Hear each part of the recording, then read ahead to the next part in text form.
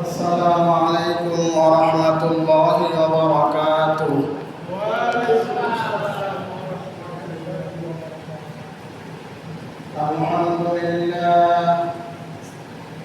الحمد لله رب العالمين، والصلاة والسلام على سيد المرسلين وعلى آله وأصحابه أجمعين. أما بعد، فأعوذ بالله من الشيطان الرجيم. بسم الله الرحمن الرحيم. قال الله تعالى: ولا تهنوا ولا تحزنوا وأنتم الأعلون إن كنتم مؤمنين. وقال تعالى: ولله العزة ولرسوله وللمؤمنين. قال رسول الله صلى الله عليه وسلم: الإيمان بين الخوف والرضا.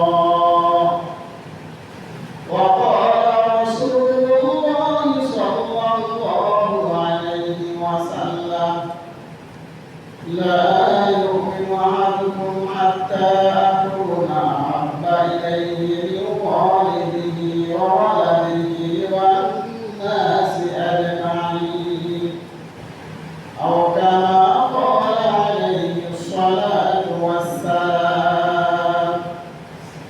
إن الله وملائكته يصلون على النبي، يا أيها الذين آمنوا صلوا عليه وسلموا تسليما. اللهم صل على محمد وعلى آل محمد كما صليت على إبراهيم وعلى آل إبراهيم إنك حميد مجيد. اللهم بارك على محمد وعلى آل محمد كما باركت على إبراهيم وعلى آل إبراهيم إنك حميد مجيد। আল্লাহ তাআলা দরবারে অসংখ্য শুকর, সমস্ত প্রশংসা ওই আল্লাহ তাআলার জন্য, যে মহারব্বুল আলামিন আল্লাহ তাআলা তার প্রিয় ইমানদার বান্দাদেরকে আল্লাহ তাআলার ঘর মসজিদে ইবাদত করার জন্য আসার মতো তৌফিক দান করেছে, এবং এর সাথে সাথে ইমান সম্পর্কে আল্লাহ পাকের বাণী এবং হুজুরে পাক সাল্লাল্লাহু আলাইহি সাল্লামের বাণী শোনার মতো তৌফিক দান করেছে। এজন্য জোরে সোরে একটা আমরা কালিমাত শুকর আদায় করি, আলহামদুলিল্লাহ। তো বাবারে আল্লাহ তাআলা কোরআন শরীফের ভিতরে শুকরিয়া সম্পর্কে ইরশাদ ফরমান: লা ইন শাকারতুম লা আযীদান্নাকুম ওয়া লা ইন কাফারতুম ইন আযাবি লাশাদীদ। হে আমার বান্দা বান্দীরা, তোমরা যদি আমি আল্লাহ পাকের নিয়ামতকে যদি নিয়ামতের শুকরিয়া আদায় করো, তাহলে আমি আল্লাহ নিয়ামতকে বাড়িয়ে দেব। আর তোমরা যদি আমি আল্লাহ পাকের নিয়ামতকে যদি নিয়ামতের শুকরিয়া আদায় না করো, না শুকরিয়া করো, তাহলে আমি আল্লাহ নিয়ামতকে কমায়া দেব, এবং তার সাথে সাথে আমি আল্লাহ তোমাদেরকে কঠিন শাস্তি দেব। তো আল্লাহ তাআলা আপনাকে আমাকে যে হালতে রাখেন না কেন, আর আমি যে অবস্থায় থাকি না কেন, হালতের সর্ব অবস্থায় আল্লাহ আপনাকে নিয়ামতের শুকরিয়া আদায় করা। বনি ইসরাঈলের ভিতরে আবেদ ছিলেন, ওই আবেদ দরিদ্রের বসা তাদের অতিষ্ঠ হইয়া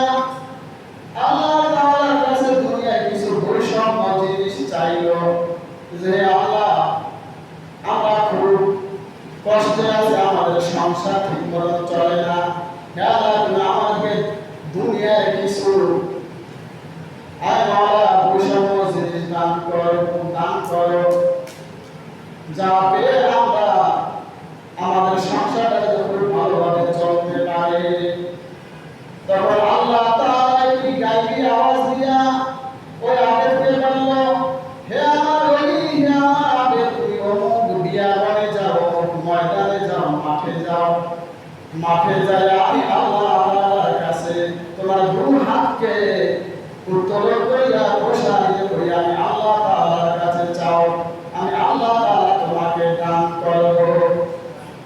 তো ওই আবেদ গাইবী আওয়াজ শুনিয়া ময়দানে গেল, মাঠে যাইয়া দুই হাত উত্তোলন করিয়া প্রার্থনার মাধ্যমে আল্লাহ তাআলার কাছে রোনাজারির মাধ্যমে ক্রন্দন করিয়া আল্লাহ তাআলার কাছে চাইতেছে, হে আল্লাহ, আমাদের সংসারে খুব অভাব অনটন, তুই আমাদের সংসারে সচ্ছলতা দান করো।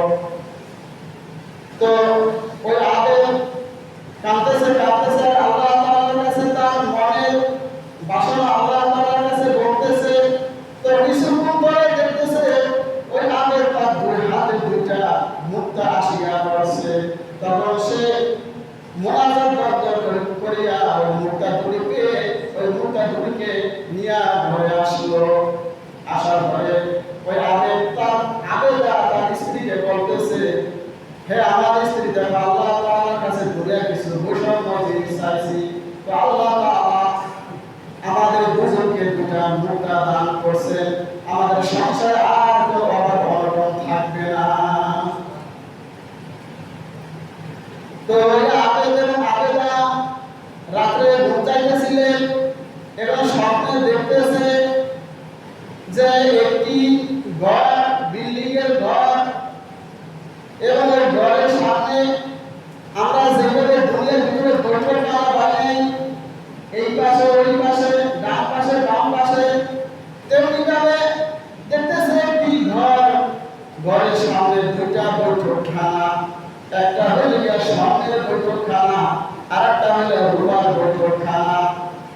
তো তিনি স্বপ্নে এগুলা দেখতেছেন এবং দেখার পরে যখন তাদের ঘুম ভেঙে গেল তখন আবেদা স্ত্রীকে বলল যে দেখো আজকে স্বপ্নের সামনে আমি এগুলা দেখছি। এবার ওই আবেদা স্বপ্নের ব্যাখ্যা খুব ভালো জানতে পারতো।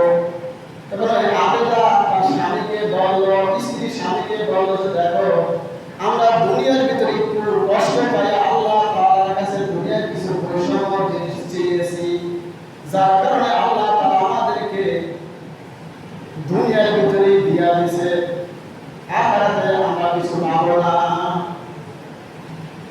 তো ওই আবেদ এখন স্ত্রীকে বলতেছে তাহলে কি করা যায়। তখন আবেদা বলে, তাহলে একটা কাজ করো, আমরা দুনিয়ার ভিতরে বসিয়া একটু কষ্ট পেশ করিয়া দিনকাল যাপন করবো, জীবন যাপন করবো, এবং আমাদের দুনিয়ার কোনো দরকার নাই, আমরা আখিরাত চাই, আমরা বেহেশতের ভিতরে নাজনিয়ামত চাই। তাহলে কি করা যায়? এখন আবেদা বলতেছে, স্ত্রী বলতেছে, তাহলে একটা কাজ করো, তুমি এই মুহূর্তে দুটি নিয়ে আবার ওই বিয়ের মানে ওই ময়দানে চলে যাও, মুক্তা দুটা দুই হাতে নিয়ে আল্লাহ তাআলার কাছে প্রার্থনা করো যেন আল্লাহ তাআলা এই মুক্তা দুটিকে যেন তার আপন জায়গায় আবার রেখে দেয়। তো ঠিক আবেদ ওই কাজ করলো। তো কিছুক্ষণ পর দেখতেছে তার দুই হাতে আর মুক্তা নাই। তো মুক্তা দুটি চলিয়া গেল। তখন সে মুক্তা হাত থেকে চলিয়া যাওয়ার পরে শুকরিয়া দেখলো, আলহামদুলিল্লাহ, আমরা দুনিয়া চাই না, আমরা আখিরাত চাই, আখিরাতু খায়রুন ওয়া আবকা, আমরা আখিরাত চাই, আমাদের দুনিয়ার কোনো প্রয়োজন নাই। তখন সে শুকরিয়া আদায় করছে, আল্লাহ তোমার কাছে শত হাজার লক্ষ কোটি মিলিয়ন মিলিয়ন শুকরিয়া যে তুমি আমাদেরকে তুমি ভেসে দিও, আখিরাতে আমাদের কোনো দরকার নাই, আমরা আখিরাতে একটু কষ্ট করে শুকরিয়া দিনকাল যাপন করে আমরা তোমার সাথে মিলিত হব। তো যাই হোক, আমরা আল্লাহ তাআলা আমাকে যে অবস্থায় রাখেন না কেন, যে অবস্থায় থাকি না কেন, হার হামতে সব অবস্থায় আল্লাহ পাকের আমাদের শুকরিয়া আদায় করা চাই। বলেন আলহামদুলিল্লাহ। আসুন শুকরিয়া সম্পর্কে সংক্ষিপ্ত একটু বয়ান করে আপনাদেরকে শোনাইছি। এরপরে আসুন ঈমান সম্পর্কে আপনাদেরকে বয়ান করিয়া শোনাবো। তো ঈমান সম্পর্কে আল্লাহ তাআলা কোরআন শরীফের ভিতরে ইরশাদ ফরমান, ওয়ালা তাহিনু ওয়ালা তাহজানু ওয়া আনতুমুল আ'লাউনা ইন কুনতুম মুমিনিন। হে আমার বান্দা-বান্দীরা, তোমরা যারা ঈমানদার হবে তোমাদের কোনো চিন্তা নাই, ভয় নাই, পেরেশানিও নাই। ওয়ালা তাহিনু ওয়ালা তাহজানু ওয়া আনতুমুল আ'লাউনা ইন কুনতুম মুমিনিন। তোমরাই হইল গিয়া দামি মর্যাদাশীল, তোমরাই হইল উন্নতশীল। এই পৃথিবীর ভিতরে আপনারা আমি একতলা, দুতলা, তিনতলা, চারতলা, পাঁচতলা, 10 তলা, 20 তলা, 100 তলা, 200 তলা যত বিল্ডিং দেখতেছি এগুলো সব জড় পদার্থ, এর কোনো মূল্য নাই। কারণ এর ভিতরে এগুলো হয় জড় পদার্থ, তার জীবন নাই, তো তার ভিতরে ঈমান কিভাবে থাকতে পারে? তো তার ভিতরে ঈমান নাই, এই হিসাবে এগুলো হলো গিয়া আল্লাহ তাআলার কাছে বেদামি। আর দুনিয়ার ভিতরে আমরা মানুষ এবং জিন জাতি আমাদের হাতে হলো গিয়া আমাদের ভিতরে কি জান আছে? তো আমাদের ভিতরে জান আছে, এই জন্য যারা আমরা মুসলমান, তো আমাদের সবার ভিতরে সবার ভিতরে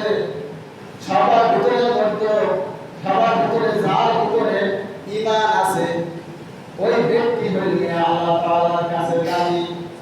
আর যে ব্যক্তির ভিতরে ঈমান নাই সে হইলে আল্লাহ তাআলার কাছে বেদামি। তো এই ব্যক্তি, এক শিক্ষক ব্যক্তি, একজন টিচার ব্যক্তি, সে নদীর এখান থেকে ওপার যাবে। তো এক মাঝিকে বলতেছে, হে মাঝি ভাই, আমাকে নদী একটু ওপার দিয়ে আসো। তো তখন মাঝি বলল, স্যার আসেন। তো স্যারের যখন নৌকা আরোহণ করলো, চললো, তখন কথা বলতে নদীর মাঝখানে চলে গেল। তো স্যারে জিজ্ঞাসা করতেছে মাঝিকে, ভাই তুমি কি রসায়ন জানো? না স্যার, আমি কোনো রসায়ন জানি না। তুমি কোনো ইতিহাস জানো? না, আমি কোনো ইতিহাস জানি না।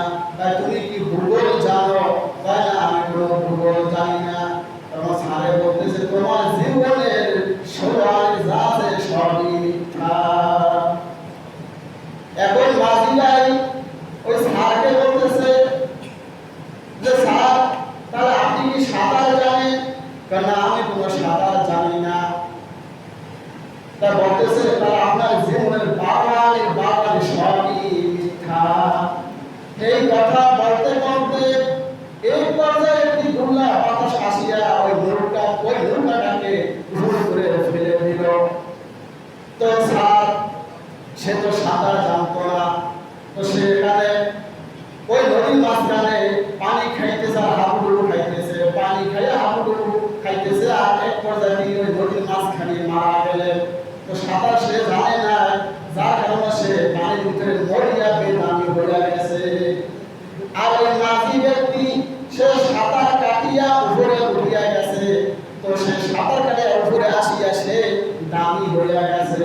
তো যে ব্যক্তির ভিতরে ঈমান আছে ওই ব্যক্তি হইল গিয়া দামি। আর যে ব্যক্তির ভিতরে ঈমান নাই সেই ব্যক্তি হইল গিয়া বেদামি। তো আসে, তো আমরা যে ঈমানদার এটা প্রমাণ কি?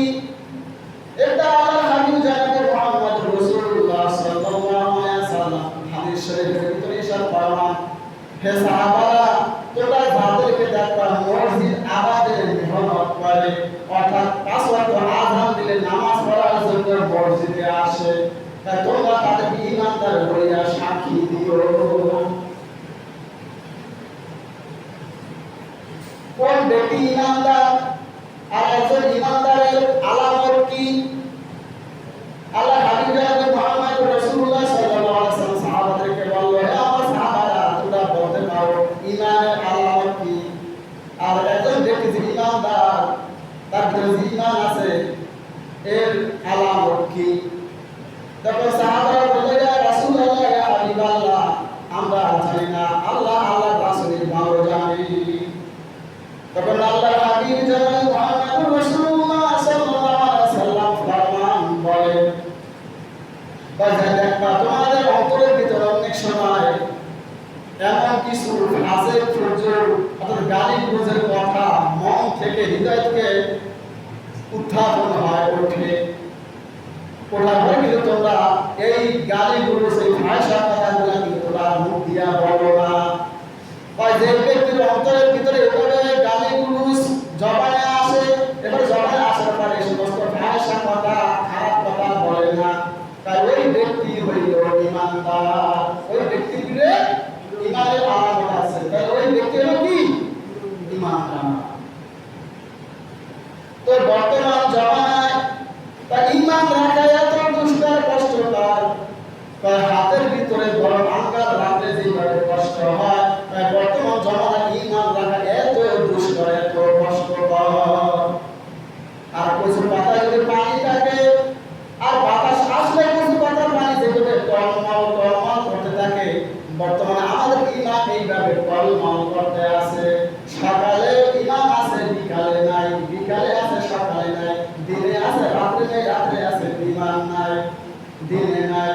এই হলো আমাদের হালাত, এই হলো আমাদের অবস্থা। আল্লাহ মাফ করুন। আর খোদা না করুন, আজকে আমরা বলি শুক্রবারই মসজিদে আছি নামাজ পড়তে, কিন্তু আমরা রাষ্ট্রীয় দৌড়ি আমরা একটা কাজ করলাম, বা রেখে যদি গায়ে লড়া করে আমরা মসজিদ ব্যাংকে দিব, এই হলো কি আমাদের ঈমানের হালাত আর ঈমানের অবস্থা।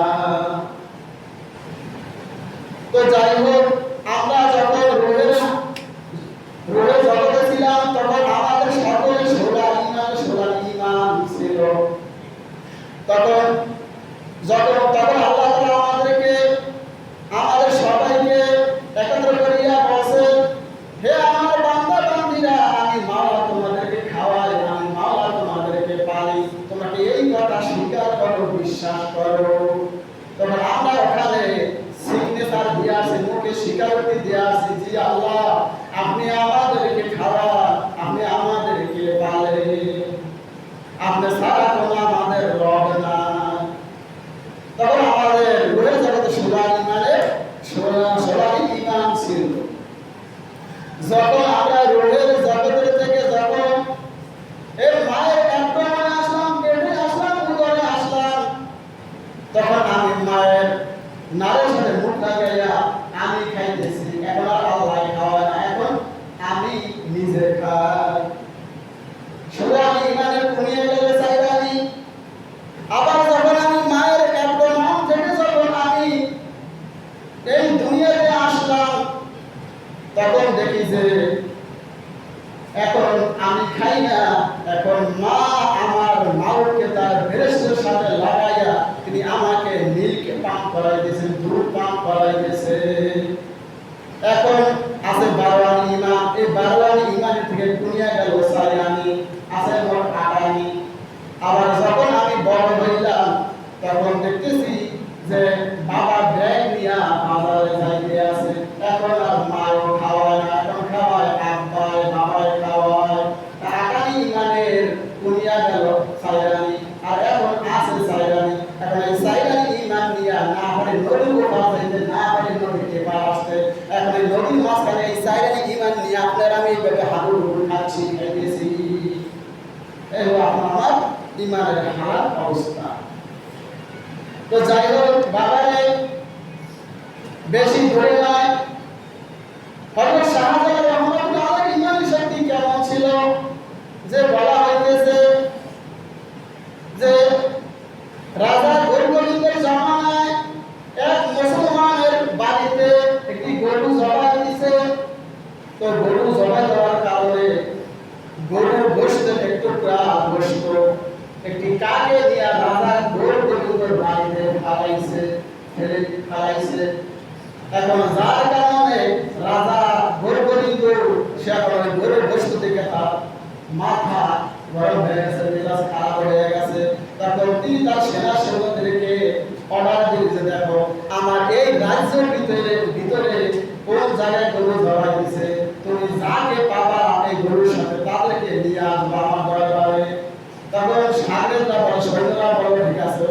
বাদশা ঠিক আছে আমরা নিয়ে আসবো।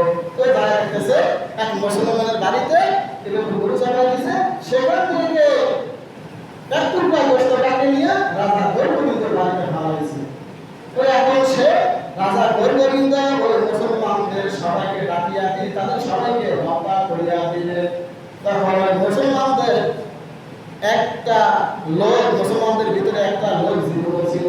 তখন তিনি এই বিচার চাইয়া ভারতের শহর বাদশাহ শাহজাহানের কাছে বিচার দিল যে হুজুর বাদশাহ, আমরা এরকম কাজ করছি, এই জন্য আমাদেরকে বাংলাদেশের রাজা গোবিন্দ আমাদের পুরো পরিবারের সবাইকে মেরে ফেলেছে, শুধু আমি বেঁচে আছি। তো বাদশাহ শাহজাহান কি করলো, তিনি সেনা সৈন্য পাঠাইয়া দিলেন। পাঠাইয়া দিয়া রাজা গোবিন্দের সাথে জিহাদ করতে লাগলেন। জিহাদ করতে লাগলেন। জিহাদ করতে করতে এই পর্যায়ে বাদশাহ শাহজাহান রাজা গোবিন্দের কাছে পরাজয় বরণ করলেন, আর পারলেন না। তো যাই হোক, না পারার কারণে তিনি আবার চলে গেলেন।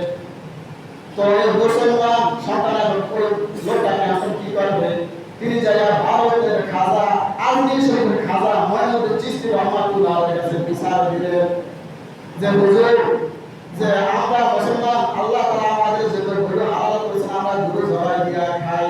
তো আমাদের দেশে এক জালেম বাদশা আছে, হাসিনার মতো এরকম জালেম বাদশা ছিল, সে খালি আছে মানুষ মারতে। তো আমাদের পরিবার সব যত মানুষ সবাইকে মেরে ফেলছে। তো আমি একা পলাইছিলাম, আমি জীবিত আছি। তো এই বিচার নিয়ে আপনার যা সব এই বিচারটা আপনার কাছে আমি দিলাম, আপনি একটা ব্যবস্থা করে দেন। তখন খাজা মঈনুদ্দিন চিশতি রহমাতুল্লাহ আলাইহি সহবাতে ছিল হযরত শাহজালাল রহমাতুল্লাহ আলাইহি। তখন খাজা মঈনুদ্দিন চিশতি রহমাতুল্লাহ আলাইহি তিনি সিলেটের বাদশাহ শাহজালাল রহমাতুল্লাহ আলাইহিকে বললেন, যাও তুমি, আমি তোমার সাথে কিছু লোক দিয়া দিলাম, সেনা সৈন্য দিয়া দিলাম, তুমি বাংলাদেশে যাইয়া রাজা গোবিন্দের সাথে জিহাদ করো। তো এখন হযরত শাহজালাল রহমাতুল্লাহ আলাইহি এখন এই রাজা গোবিন্দের সাথে যুদ্ধ করবেন। তো মাঝখানে বাসে একটা নদী, এখন তার বাড়িতে কিভাবে যাবেন, তার বাড়িতে যাইয়া কিভাবে যুদ্ধ করবেন, জিহাদ করবেন। তো এখন নদীর ভিতরে কোনো লঞ্চ, স্টিমার, জাহাজ, নৌকা, ডিঙ্গি নৌকা কিছুই নাই, কিভাবে রাজা গোবিন্দর বাড়িতে যাবেন। তো তিনি করলেন কি, তিনি তার সেনা সৈন্যদেরকে বললেন এবং তার হাতে যে জায়নামাজটা ছিল এবং তার সৈন্যদের হাতে যে জায়নামাজটা ছিল সবাইকে বললেন যে তোমরা বিসমিল্লাহ বলিয়া যার যার হাতে যে জায়নামাজ আছে ওই জায়নামাজকে নদীর ভিতরে বিছায়া দাও। তো আল্লাহ তাআলার হুকুমে সব জায়নামাজ আল্লাহ তাআলার কুদরতে এইভাবে জাহাজ, লঞ্চ, স্টিমার, ডিঙ্গি নৌকা হইয়া গেছে। তখন বাদশাহ শাহজাহান তার সেনা সৈন্যদেরকে নিয়ে ওই নৌকায় জাহাজ আরোহণ করিয়া রাজা গোবিন্দের বাড়িতে আসলেন। তো নামাজের সময় হয়ে গেছে। তো হযরত শাহজালাল রহমাতুল্লাহ আলাইহি তার সাথীকে বললেন, সৈন্যকে বললেন, একজনে আযান দাও, আযান দিয়ে আমরা নামাজ পড়ব, নামাজ পড়ার পর আমরা তার সাথে জিহাদ করব, যুদ্ধ করব। তো যেই আযান দেওয়া শুরু করেছে, তো ইমানের পাওয়ারে আর শব্দের ধ্বনিতে, আযানের ধ্বনিতে রাজা গোবিন্দর বাড়ি ভেঙে চলে সব খান হয়ে মাটির সাথে মিশে গেছে। তো দেখেন হযরত শাহজালাল রহমাতুল্লাহ আলাইহি শক্তি কেমন ছিল। আসলে বেশি দূরে না, হযরত খাজা মঈনুদ্দিন চিশতি রহমাতুল্লাহ আলাইহি শক্তি কেমন ছিল যে বলা হয়েছে হযরত খাজা মঈনুদ্দিন চিশতি রহমাতুল্লাহ আলাইহি যখন সৌদি ইয়ামান থেকে যখন এই ভারতবর্ষে আসেন, তো তখন ভারতের হিন্দুরা তাকে থাকতে জায়গা দিবে না, ইসলাম প্রচার করতে দিনের দাওয়াত দিতে দিবে না। তো তারা জ্বালা যন্ত্রণা করতেছে, তাদেরকে নিপীড়ন করতেছে, তো তাকে যে আপনি এই আমাদের ভারতবর্ষে থাকতে পারবেন, আপনি এখান থেকে চলে যান। তো তখন তিনি কি করলেন, তো তিনি একটি হেসার কাটলেন, একটি দায়রা দিলেন। ওই দায়রার ভিতরে হযরত খাজা মঈনুদ্দিন চিশতি রহমাতুল্লাহ আলাইহি এবং তার বটবৃন্দ সবাই ওই হেসারের ভিতরে রামকুণ্ডলীর ভিতরে সবাই বসে গেলে। তো রামকুণ্ডলী হেসার দেওয়ার পরে গোড়াটা দাগ দেওয়ার পরে তারা ওই দাগের ভিতরে বসে পড়লে। এখন হিন্দুরা আসতেছে তাকে মারবে। তো তারা এখন আসতেছে ওইভাবে যে যেইভাবে যা আছে দা বডি পিস্তল রিভলভার যার কাছে যা ছিল সব নিয়ে আসতেছে হযরত খাজা চিশতি রহমাতুল্লাহ আলাইহি এবং তার ভক্তদেরকে তার সাধকদেরকে মারবে। তো এখন সাধকরা ভয়ে ভয়ে বলতেছে হুজুর তারা তো আসতেছে আমাদেরকে মারতে, আমাদেরকে তো মেরে ফেলবে। তুমি এত চিন্তা করিবে না, আমরা যে কাজে আছি ইন্নাল্লাহা মা'ানা, এবং আমাদের সাথে আল্লাহ আছে, আমাদের কিছুই করতে পারবে না। যখন তারা এই দাগের কাছে আসলো, এখন দাগ অনেক বড় করিয়া দিয়েছে, এখন দাগের ভিতরে তারা আসতে পারতেছে না, এখন আসতে পারতেছে না, তাদেরকে মারবে। তো যাই হোক, এই ছিল হযরত খাজা মঈনুদ্দিন চিশতি রহমাতুল্লাহ আলাইহি ইমানি শক্তি। এবার আরেকটা ঘটনা তার, হযরত খাজা মঈনুদ্দিন চিশতি রহমাতুল্লাহ আলাইহি যখন ভারতবর্ষে আসলেন, হিন্দুরা তাকে খাতে দিবে না, দিনের দাওয়াত দিবে না, ইমানের দাওয়াত দিবে না। তো তখন কি করলেন, তিনি এক সাধককে বললেন এই ভারতের ভিতরে যে আমার একটা নদী আছে, এই নদী থেকে কিছু পানি নিয়ে আসো। যখন পানি নিয়ে আসলো তখন সারা ভারতবর্ষে কোথাও আর পানি নেই, সব জায়গা খাল বিল নদ-নালা সব শুকিয়ে গেছে। এখন মানুষ পানির পিপাসায়, পশু পাখি পানির পিপাসায় এখন ছটফট করতেছে, কি করবে? তখন হিন্দুরা এই অবস্থা দেখিয়া তার কাছে মাপ চাইছে, হুজুর আপনি আমাদের এই ভারতবর্ষে থাকেন, ইমানের দাওয়াত আর ইসলামের দাওয়াত দান, দ্বীনের দাওয়াত দিতে থাকেন, আপনাকে আমরা কিছু বলবো না, আপনার কাছে আমরা মাপ চাই, আপনি আমাদেরকে ক্ষমা করিয়া দেন। তখন খাজা মঈনুদ্দিন চিশতি রহমাতুল্লাহ আলাইহি বলেন ওই পাত্রের পানি আবার মাটিতে ডালিয়া দিলে সাথে সাথে সারা ভারতবর্ষে যত নদ নালা খাল বিল ছিল, খাল বিল আছে, আগে যেভাবে পানি ছিল সেইভাবে আগের মতো করে পানিতে ভর্তি হয়ে গেছে। সবাই বলে সুবহানাল্লাহ। এই ছিল হযরত খাজা মঈনুদ্দিন চিশতি রহমাতুল্লাহ আলাইহি ইমানের শক্তি। আসল বেশি দূরে না, হযরত ওমর রাদিয়াল্লাহু তাআলা ইমানের শক্তি কেমন ছিল যে বলা হইতেছে, যখন হযরত ওমর রাদিয়াল্লাহু তাআলা তিনি বাদশা ছিলেন, তখন তিনি রাতে প্রজাদের খোঁজ খবর নিতেন, কে আছে খায়া, কে আছে না খায়া। তো তিনি খোঁজ খবর নিতেছেন। তো এক ঘরের ভিতরে মা আর মেয়ে বলতেছে, মা মেয়েকে বলতেছে যে মা দেখো তোমার আপা তো দুনিয়াতে নাই, আমাদের সংসারটা তো ঠিকভাবে চলে না, একটা গরু আছে, এই গরুতে যতটুকু দুধ দেয় এই দুধ বিক্রি করে আমরা আমাদের সংসার চালাই। তাহলে তুমি একটা কাজ করি গো, আগামী কালকে থেকে এই দুধের সাথে একটু পানি ভেজাল দিয়া বাড়াইয়া বাজারে বিক্রি করে তাহলে টাকা একটু বেশি পাবো, তাহলে আমাদের সংসারটা একটু ভালো চলবে। তো এখন মেয়ে বলতেছে মা তুমি জানো এদেশের বাদশা কেনা? তাই জানি ওমর। ওমর যদি আমাদের এই কথা যদি শুনতে পারে, জানতে পারে, তাহলে আমাদেরকে কিন্তু হত্যা করিয়া দেবে, মেরে ফেলবে। এখন মা বলতেছে যে ওমর শুনবে না, কিন্তু মেয়ে বলতেছে দেখেন মা, ওমর যদি নাও শুনে কিন্তু আল্লাহ একজন আছে, তিনি তো শুনতে আছে। তো হযরত ওমর রাদিয়াল্লাহু তাআলা আনহু ঘটনাক্রমে এই কথা শুনতে তাদেরকে রাজদরবারে ডাকলেন, ডাকার পরে নিয়ে আসলেন। নিয়ে আসার পরে এখন যখন মা আর মেয়ে রাজদরবারে উপস্থিত হয়ে এখন মা মেয়ের দিকে তাকায় আর মেয়ে মার দিকে তাকায়। এখন তারা ইযা যুলজিলাতিল আরদু জিলজালাহা, এখন তারা ভূমিকম্পের মতো প্রকম্পিত হয়ে গেছে, এইভাবে কাঁপতে আছে। কি করবেন? যেমন আজকে আমাদের কার দুনিয়াতে আমার কথা যা ঘরে বলছিলাম রাত্রে সব আমার শুনছে। তো হযরত ওমর রাদিয়াল্লাহু তাআলা আনহু ওই মহিলার মেয়ের ইমানের শক্তি দেখিয়া ওই মেয়েকে হযরত ওমর রাদিয়াল্লাহু তাআলা আনহু পুত্র বধূ বানায়া দিলে। এই হযরত ওমর রাদিয়াল্লাহু তাআলা আনহু ইমানের শক্তি।